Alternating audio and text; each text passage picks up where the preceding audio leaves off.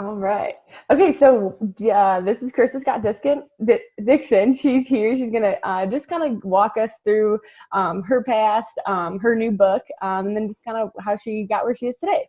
So, if you want to start out with just telling us a little bit about yourself, where you're from, and kind of your background, how you got where you are today. Yeah, well, okay. I am in Toronto right now, and I work for a company called Precision Nutrition, which some of the folks listening may know about. We do online coaching, and we also certify coaches. And so we've had about 50,000 clients to date, and we've put about 40,000 people through our coaching certification programs. Mm. So my job is to write a lot of the curriculum that people see in our educational programs, whether that's co-writing the textbook that our coaches see, or writing the coaching program that our clients see, or writing the content for the coaching program that our other coaches are using. So there's like all of these kinds of things that I do. And then I do research, and I do talks and lectures and workshops and that sort of thing. So it's kind of a mixed bag. And some of your listeners may know that I used to be a university professor, and so that's where the Yeah. research and writing background comes from, teaching as well. And then I found my way out of that through personal training and kind of ended up here. So it's been an interesting it's been an interesting pathway, but that's sort of where I Yeah. ended up. Hmm. Yeah, well, and I mean, I guess it kind of those two things do kind of go together, the teaching part of it, the research and all of that. That's, you definitely implementing that now. Yeah, definitely. And it's for me, it's kind of a good lesson that no skill is ever useless, Yeah. right? Like you might have skills that you think are useless right Yeah. now, but in some way they will come in handy. Like even if you're sitting here going, well, I'm into stamp collecting, I don't really see how that's useful. There's probably some application Yeah. like organizing and Yeah. categorizing and learning about Yeah. history of things. So like, yeah, the first lesson to take away in a sense is that no skill is ever useless. If you're creative and you look for opportunities, you'll always find ways to use them. And I Yeah. think that's just kind of a fun way to think about your life Yeah. path. Yeah. And it is a great takeaway because sometimes, you veer off on, something, you kind of take a job that might seem useless, but 10 years down the road, you're using things that you learned there. Yeah, definitely. And so it's funny because people are always like, well, what's your 5-year plan? I'm like, listen, man, I don't have, like, I have a plan for lunch kind of, Yeah. and a Yeah. plan for maybe tomorrow, like what I'm going to do. Yeah. But honestly, like having those kinds of plans is really, uh, not necessarily super useful. Like it's good to Yeah. have plans in the sense of giving yourself resources, like Yeah. saving money is a good Yeah. plan. In general, having, Getting skills, getting an yeah. education, meeting different people, like those are good resource building things. But Yeah. having a plan, like I never could have predicted I would end up here. And in January, someone asked me to write a book on a topic I didn't know about, right? So we're just about to put out a book on genetic testing. I Yeah. didn't know anything about genetic testing. I had to learn. Yeah. So like in January, I didn't know that I was going to write a book on genetic testing. Yeah. So this Yeah. is just kind of how it works. Yeah. And I think that like the entire concept of having a plan, especially when you look at it in fitness and health and all of that, is part of the problem that I think is the problem with the industry sometimes, is that we want people to have like this plan and this goal and like this goal competition or race or whatever that might be. And then something goes off track for your plan and it's like the wheels come off and people don't know, how to adjust then. Yeah, that's such a great example too. And I think, part of the problem is that the fitness industry is run for the most part. I mean, there are people who are exceptions like myself, but like the majority of people are ex-athletes for whom having goals is very meaningful. Yeah. They're Yeah. highly competitive, they like goals, they're focused, they're driven, they're get-her-done kinds of people Yeah. who like the Yeah. constraint of a goal. They like achieving goals and crossing things off the to-do list. Yeah. And so when they work with clients and the clients are like, I don't really know, I don't even Yeah. know what goals there are to have, or maybe I have a goal that I heard someone else say, but it's not really Yeah. resonant for me. They kind of get frustrated where, Yeah. I really do think that we should be focusing much more on the pathway and the process by which Mhm. people get to goals. Because if we over focus on goals, not only do people kind of get stuck with them, but also the goal becomes the point, Yeah. right? So I want to lose weight as my goal, let's say. Now losing weight becomes the point of everything I do. No matter how I get there, it doesn't matter, right? I can do stupid things to get there, but as long as I get there, I'm happy. Whereas Yeah. if we say, okay, let's teach the behaviors and the process and the pathway and the journey, and the repetition and the consistency that will get you moving in that direction. Yeah. Even if you don't actually meet whatever numerical you have, you still You're end up learning. in better shape. Yeah. Mm-hmm. Yeah, exactly. Going to come back to that, but I just want to touch back to kind of how you got started and what you're doing today with Precision Nutrition. Did you always do their content, or how did you kind of find them? They kind of found me, and I had actually had, so a lot of people don't know that Precision, like they know John Berardi, but they don't know that Precision Nutrition was actually two guys. And so there's another guy who tends to be a little bit more hidden. He's a little bit more behind the scenes. And his name is Phil Caravaggio. And he's what I would call, like, we don't really have traditional jobs at Precision Nutrition, but he might be something like our CEO, kind of. We have multiple people who could kind of fit that role. So I even hesitate to say that. But anyway, he's one of the co-founders and sort of a spiritual leader, if you will. Okay. There you go. But I had known him for many, many years. I met him actually in 2000, and I think he might have even still been an undergrad at the time. Like it was, and so we met in a health and fitness online forum. And so we were both into lifting weights and all that kind of stuff. And so that was the time when meeting people off the internet was still considered a little bit weird and crazy. Yeah. This was like 99, 2000. Yeah, totally, right? Now it's all anybody. Now it's like Tinder. But I met him and I really connected with him, and he was so bright and he had such vision. And so later on, he hooked up with John Berardi and said to John, listen, I think this internet is going to be a thing. Like, I think that we could make money off it. And John was like, I don't know, man, that sounds like, I think it's a fad. So this also would have been around. Look at us now. Yeah. Yeah. Right. And so, over time they began to build this online business. And originally it was a way of solving John's problems with coaching. How do I coach more people more effectively using the internet? Or how do I publish my material so that more people can see it? And so around 2005, 2006, the concept of precision nutrition began to emerge. And so anyway, when I quit my job in academia in 2008, I told Phil, and he was like, great, we got some stuff for you to do. So it just started as me editing their website, I think, and editing a textbook because I had this research background. Yeah. And then I started coaching with them, and then I rewrote their curriculum. And so it kind of grew from there. It was very organic. Yeah, that's cool. The skills that I had, Yeah, definitely. So now you still do, obviously, like you said, they're content writing, but you're still coaching. You still are on that coaching end. I'm not coaching with them. So what we've done is we've taken our curriculum and our software and we've licensed it out to anyone who has a certification.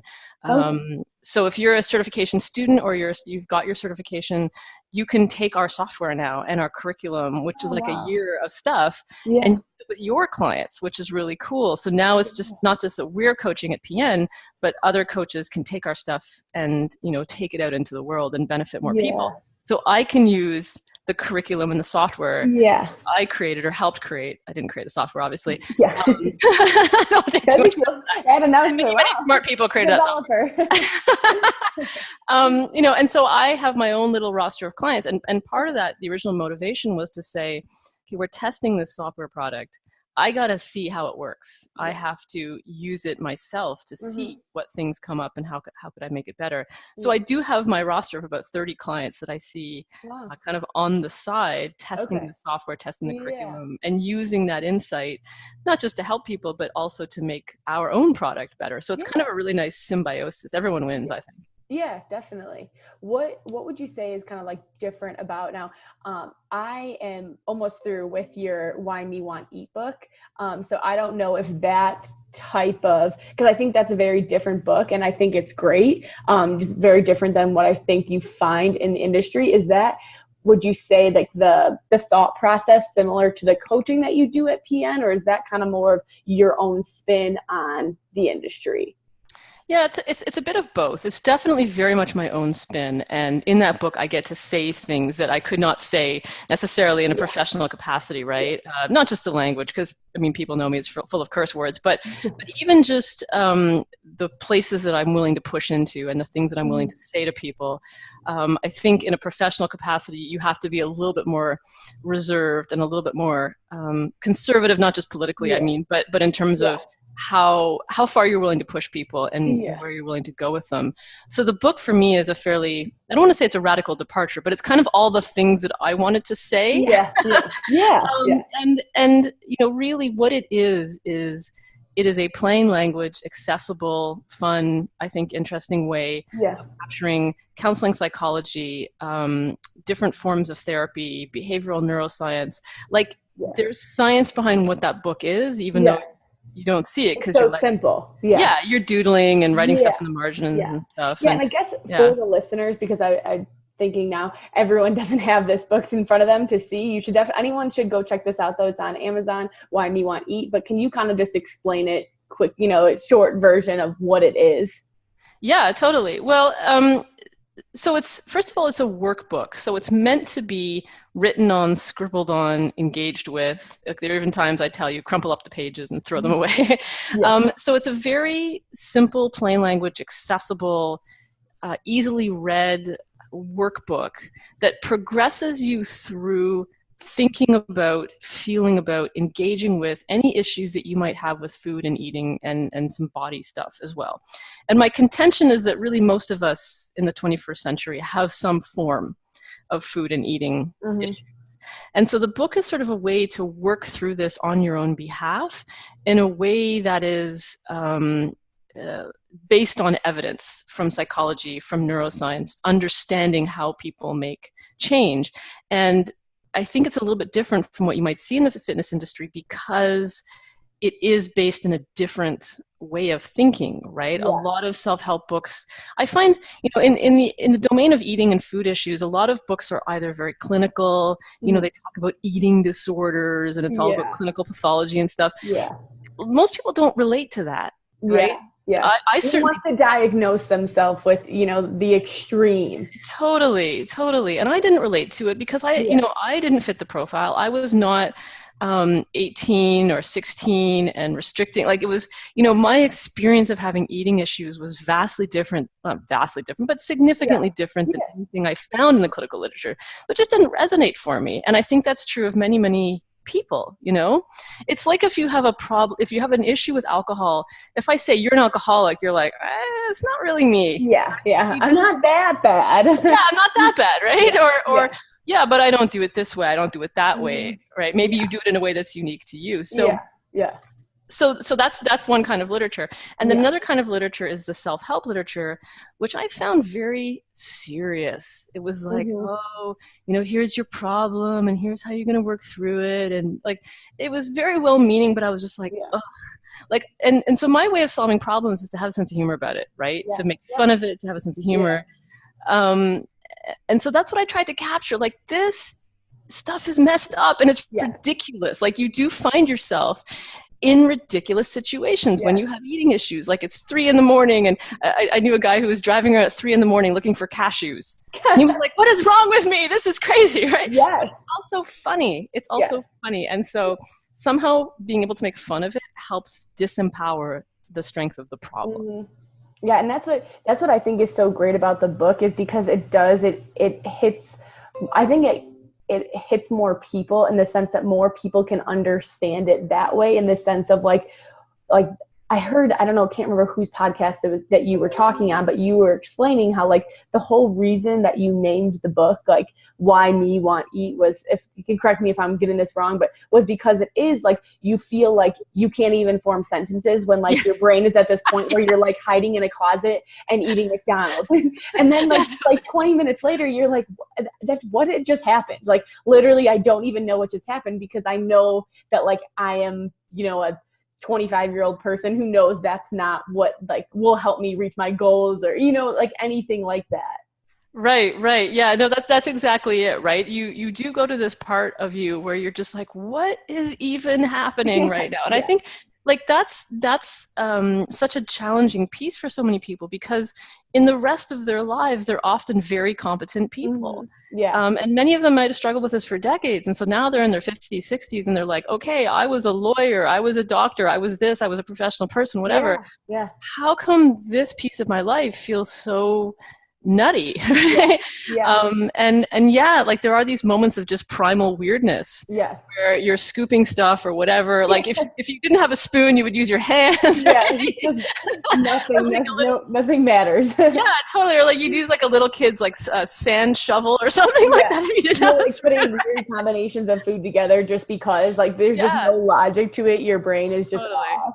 Yeah, for sure. Then going on that, there's something in the book that, if you could expand on this, that I thought was really interesting, and I think really would help a lot of people to think about it this way, is the whole concept of like little movement. Yes. And so let me give you the original metaphor for that. So I used to compete in grappling, which is kind of like wrestling. And, you know, often you get stuck in awkward positions where you're all wrapped up and the person on top of you is squishing you and you just feel like, oh my God, I'm just so screwed right now. This is an inescapable situation. And one of my grappling teachers said to me, little movements add up to big movements. And so when you're in this inescapable situation, you always look for where you can wiggle out. So it's like, okay, if I can just get a millimeter, and now I have 2 millimeters, now I have 3 millimeters, you know, eventually you start adding your millimeters together to get more distance and get more space and to get out of the hold or whatever. And I just love that as a metaphor, because I think we're often looking for the big secret. What is I call it the magic bean, right? What is the magic bean that is going to fix all of this? And what is the overnight transformation? What's the Cinderella story, right? I mean, these fairy tale archetypes are so compelling. But in reality, it is very little movements. And for example, for me, one of my overeating times was Saturday night, right? I would go with my husband and then come home and just crush it. And the one Saturday night out of however many hundreds that I didn't come home and do that felt like such a momentous achievement. And that gave me the energy to say, okay, if I can do that, I can do other things too. So just like tiny, even delaying a binge for 5 minutes, 10 minutes, 20 minutes. That's a tiny movement, but you can stack them together. And where would you say that, you know, like with your clients, like with your personal experience, when people I'm sure come to you and are constantly asking, let's say, okay, well, like, what should I do? What should I do? Whereas sometimes I take the approach of thinking, you know, you kind of have to, some people I think like need to come up with this solution on their own. Like, you know, it's not what works for me. It might be what works for you. So how do you kind of, you know, walk that fine line of not being like, you need to figure it out, because, you know, people need help and that's why they're coming to you for help. But do you see that sometimes it's more of, you know, kind of baby steps, like leading that person to that solution, or how do you kind of work with that? Well, I think it's important to understand that, you know, each person is in a different place in this journey, right? And so some people are absolutely ready for a change and they will take any advice that anyone is going to give them, right?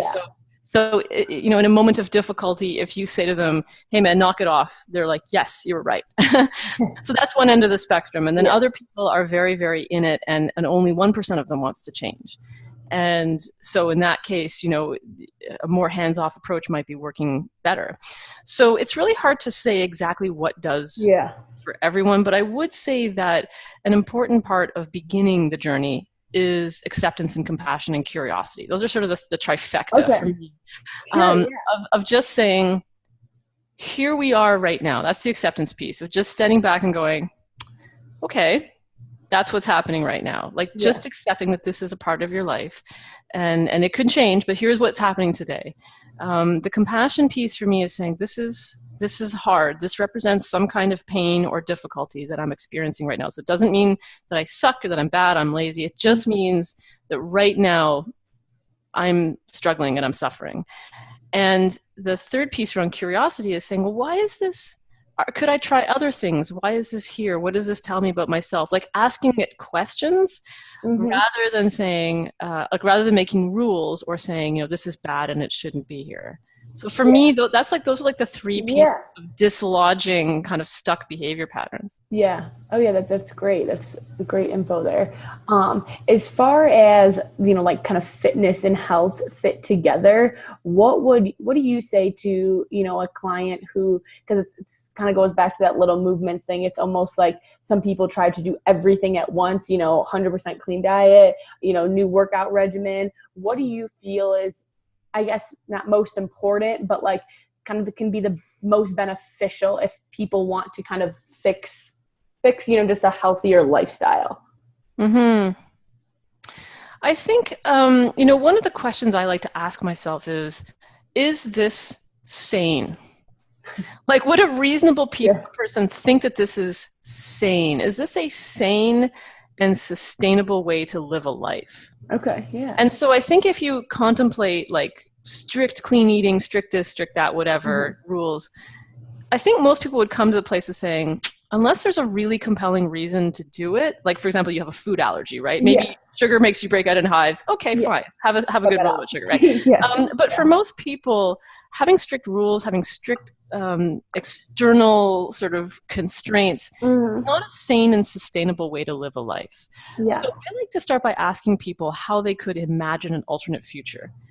Okay. That uses those two words, sane and sustainable. And what happens is sometimes they can't imagine it at all, and we have to go to a different direction. Or, then we might say, well, how could another person who is not you, but who is another, how would another person live a sane and sustainable life? So generally, most people can imagine what that would look like, and they can come up with criteria for it, like, oh, well, people who eat normally don't think about food all the time. People who normally are able to recognize and follow their natural hunger and appetite cues. So they can generate a list of sane and sustainable behaviors and thought patterns and feelings. And then you can look at the list and say, okay, out of that, is there something that you would like to work towards? Would you like to work towards recognizing your hunger cues? Is that something you'd like to try? So I always take like this attitude of experimentation and trial. Would you like to play in this sandbox, recognizing that you don't have to give up what's working for you right now? So if your food behaviors give you what you need right now, you don't have to change those. But let's try playing in another sandbox while you're doing that. Yeah, no, that definitely makes sense. And then just to kind of go into like the fitness piece of that, because I think that a lot of people, especially, talking about ex-athletes, I played basketball in college, and that was something that like I struggled with myself, was like, once you don't have this structure of like, you're going to practice every day and this is what you're going to do, it's kind of like, like now there's so many options, and like, what do I do in a weight room if someone's not telling me what to do in the weight room? So, if you're just someone who's looking for, like just a base fitness, what do you think is kind of like the best way to start that? Because that's another thing, like, and I would say myself, and I know people that have felt the same way, that, well, I was working out 6 days a week, so now I want to do that, but then there's also life happening, and now it's not only my only job isn't to work out. So what do you think is not the most important, but kind of the best way to kind of veer into that if you're just trying to, live like we're saying, a healthy lifestyle, but not over the top? Yeah, I mean, I like to start with the question of why. Okay. Why are you doing any of this, right? Yeah. And I think that, typically we look to external structure when certain things are happening. Firstly, when we think that is the way to do it, right? Like, because I think in our culture now, we have this idea that, well, I was listening to an ad on the radio, and they're like, you can get a grant to lose weight. Like, we'll pay you $2,000 to follow this plan to lose weight. And I was like, if I'm eating less, why do I need a grant? Do you know what I mean? So we've gotten to this place where you actually need to spend thousands of dollars to lose weight. And so part of the cultural ideal is that we need external things to help us do stuff, right? Okay. And so I would begin by saying, like, could we substitute some internal cues for external cues? Now, many people do benefit from external structure. Most of us benefit from accountability, having social support, having people that care, people that care if we show up at the gym or whatever. But typically, people who really, really depend almost 100% on that external stuff don't have the core. They don't have the internal peace. Okay. So what I like to do is devote some attention to that, building that internal peace, right? Yeah. So we explore stuff like, what do you want? Why are you doing this? Yeah. What is a meaningful goal to you? So like maybe you want to lose weight to look good, but maybe you want to lose weight to be a good parent to your kid, right? Yeah. Maybe you want to run after your kid. You want to have energy. Maybe you want to be a role model. So what are all of the things outside and inside that could be driving you to this in a healthy and meaningful way? Sure. And the other piece of the inner, well, there's two other pieces. One is your internal cues about physical cues like energy, fatigue, hunger. When do you feel best? When do you feel energized, right? If going for a run outside makes you feel amazing, do it. No trainer in the world should tell you that's wrong. I don't care. Just if that makes you feel amazing, go and do it. I don't care. And then the third piece is, who are you as a person inside? And we devote some attention to that. Do you want to feel strong as a person? You want to be a strong person? You want to be a person who meets challenges, who works through obstacles? So, I mean, that sounds like a lot of high level stuff. And, people are listening. They're like, I just want to work out. No, you're not. No, please tell me what weights to lift. Yeah, exactly. Exactly. So, I mean, the simplest way to think about that is just to have a little check-in with yourself regularly. Before you work out, while you work out, after you work out, and just notice what is inside of you. And over time, sort of build a database of cues. And go towards what makes you feel good. Yeah. And I think that's kind of, people don't really want to look in sometimes. It's almost easier to just go to my group class because I like that accountability. But it's really more of that question of like, well, why do you like that accountability? Is this class making you feel better because you feel stronger after the class, or, X, Y, and Z, whatever the feeling is after is what you need to focus on. Because if you're only thinking, I want the accountability of the class, well, then you don't go to the class one day because you're tired. And then you feel, you have a terrible day because now in your head, well, I was supposed to be there. These people expected me to be there and I wasn't there. You end up beating yourself up when really that's not the point of the class. So people seeing you there, isn't the point. Yeah, and I think you've hit on something else really important, which is the whole beating ourselves up concept. That always seems like it should work, right? It always seems like it should be something that would be helpful and that would be motivating and whatever. But it never is. It almost never is. And I have this idea of the 1% client, which maybe people have heard me talk about. There's always that 1% of people who are motivated by self-criticism and go on to do great things because of it, right? We're not talking about those people. For most of us, beating ourselves up is absolutely useless. Like, it does nothing good at all. So to take your example of accountability, let's say you miss your group class and you feel a little down because you're like, I'd really like to see Bob and Susan and all the peeps and the dog. And my gym has like a gym dog, right? So I want to see the dog. So fun, and that's an okay feeling to have, to miss people or to feel like, I wish I could have gone. To have a place of belonging. And but I would say focus on the good feelings. Like, it's such an obvious thing to say, but we so rarely do it. Go towards what makes you feel good, like genuinely good, not like a hit, not like a quick drug hit, but like genuinely, truly good deep down in your core. And over time, you'll start to see there's a pattern to that. And you can, again, build this database of awareness about yourself where you're like, you know what?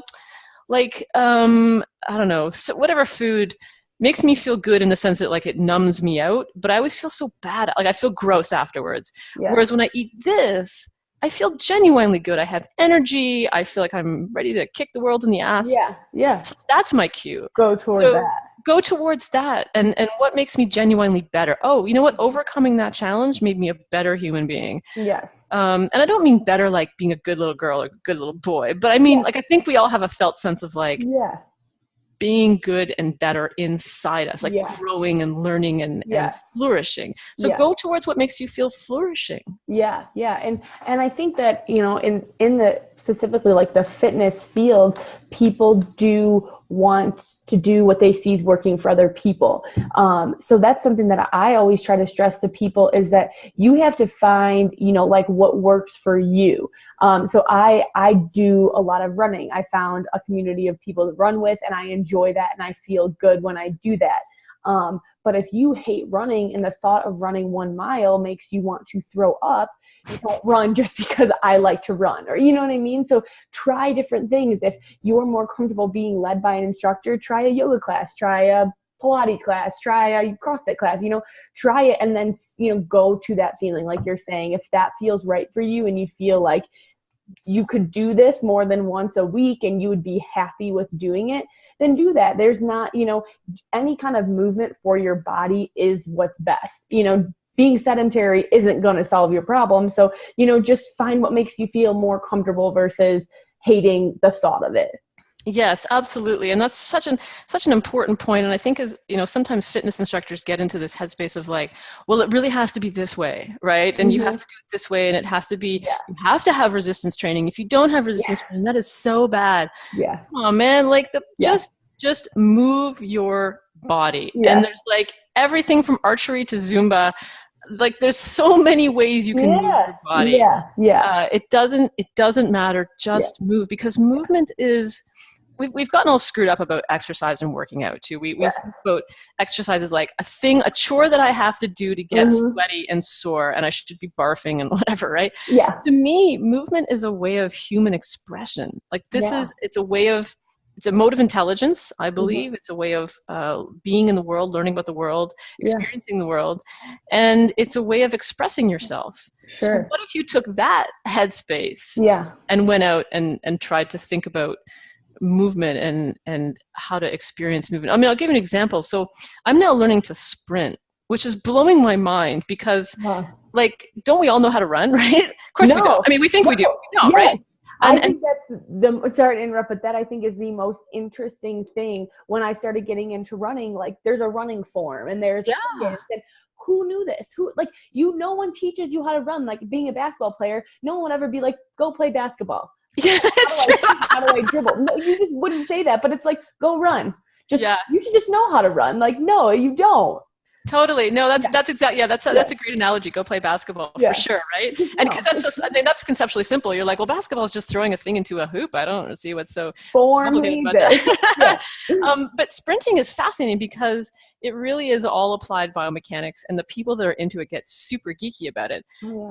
And so learning to sprint from a person who is one of those biomechanics geeks is absolutely fascinating. And it's making me think a lot about how to express myself using my body, and that small variations in an angle or the intensity or the speed or the force produces an entirely different feeling of a movement.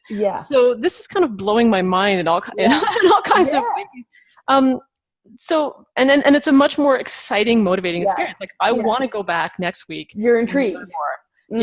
Even if I suck at it, which I do because I've just started, right? I've just started learning. And I'm 44 and my legs are short. So it's not like I'm ever going to the Olympics. If I was going to go to the Olympics, it would have happened by now. So I can free myself of that obligation. So, curiosity, we come back to curiosity, right? Is an amazing motivator. What are you curious about? Like I have a lot of clients who are like, well, I've always wanted to try such and such, but I never thought that I could because whatever. I'm too big, I'm too old, my knees, blah, blah, blah.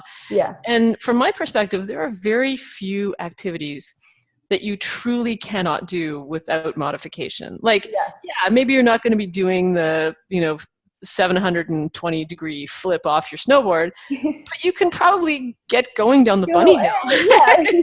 Do a little jump. Exactly. So really do expand your mind and think, how could I get this feeling that I am seeking out of this activity in a way that works for me? And I think finding that just open-mindedness, it's hard. And I think that because there is a stigma of, what we see on social media of fitness people and, the snowboarders or the sprinters, and you're like, that's not me. But if you can just open your mind to like, well, I'm just curious about the process, how it works, why this could be something that I would like to do, then you kind of take the pressure off of, no, you're not going to be the Olympic sprinter. And that's okay because there's not that many Olympic sprinters. So it's really, there's not that many of them, and that's okay. Like we can't all be that. So, we have our own like really big strengths. And if there's something that, movement wise, you feel like a pull toward, just check it out. And if it works for you, then keep checking it out, and if it's not, then try something else. It's just, I think, keeping that open mind about what you could do. Mm-hmm. And I think you've said an important word there, which is strength. Because I think that the bodies we see as fit bodies right now, culturally, are very limited, right? They're very, very limited, narrow bodies. And the reality, though, is that there are like different kinds of sports for different bodies where whatever you have can be a massive advantage. So it's like, if you're a tiny little person, go do gymnastics. If you're a huge tall person, go do heavy events, because that will be a big advantage. Like like there are very few throwers that are under 6 feet. Or like, maybe 5'10". So if you're a big, strong person, go and throw heavy stuff around. Don't try to be a gymnast unless you want to. I mean, hey, feel free. It's fun. But take what your body, the gifts, the strengths that your body has given you, and enjoy those rather than trying to fit yourself into a mold. Or, I mean, if you don't have the quote unquote right body for a sport, do it anyway. Yeah. Right. Yeah. And just accept that you're not going to be great at it. So at 5 feet tall, I'm not going to be the world's most amazing sprinter, but I love it and it's fun. Yes. So seek out the fun and seek out the strengths and ask yourself, what advantages do I have? Because everyone gets something. Like everyone gets something, whether it's that you're fast, that you're agile, that you're flexible, that you're tall, small, strong. Maybe you have long arms like an orangutan. Then you should go to the pool and start swimming, right? Yeah. So everyone gets something. Just find your something. Yes, exactly. All right. Well, I'll wrap things up here. A couple questions for you as far as kind of like your favorites. Are you a book person, podcast person? I love both, actually. I love both because I think that you can consume them in different moments. And so like I love walking. And so when I'm walking, podcasts are just the bomb. They're so great. And podcasts are also wonderful for finding out what's going on in an industry or in a field, because you can consume them in massive amounts. Like, let's say you get into something, you can go and listen to everything about that field in a relatively short time, and in ways that are generally quite accessible. So, most podcasts can introduce you to a topic in a way that, feels available to you. It's not going to be so technical that you don't get it, right? So even if the person is a scientist, for example, they'll generally talk about it in a way that makes sense if you're a beginner. So that's, so if you're looking to learn, podcasts are awesome. I find. And then books, books I love for like deep engagement. I'm a scribbler on books, which is why I made the workbook, right? Yeah. And so my books are full of scribbles and notes to myself in the margin. And sometimes I'll even have a separate notebook that I write notes down in. So for me, books are like a deeper engagement kind of experience. Yeah. So I love them both. I love them both. Yeah. What's your favorite kind of book for like education in the health and wellness? And then what's your favorite book just, kind of in general? You can pick a couple. I know my God. Pick one. I don't think I can pick my favorite one. But I'll tell you about one that really changed my headspace. Okay. And it's a lesser known book, but it's by a guy called Barry Duncan. Okay. And it's called What's Right with You? Oh, cool. And it's a very accessible introduction to what's called solution-focused therapy. And solution-focused therapy is an interesting branch of psychology where they're very focused not on the problem. Because often we think when we go to like a shrink or whatever, we talk about our problems, right? Whereas solution-focused therapy, the game of it is to move you to a solution as quickly as possible and not to dwell on the problem. So they don't even care why the problem is there. They don't really care how it manifests. All they care about is when you are demonstrating adaptive, solution-oriented behavior, or what strengths you have, what resources you have. So it flips our thinking about how to solve problems. And so that book for me was tremendous. There's another one that's similar to that. It's called The Tools. Okay. It's by a couple of Barry Stutz and I forget the other guy. And that's a great one too, because it's super practical, but it's the same idea of like, okay, screw the problem. Forget about the problem.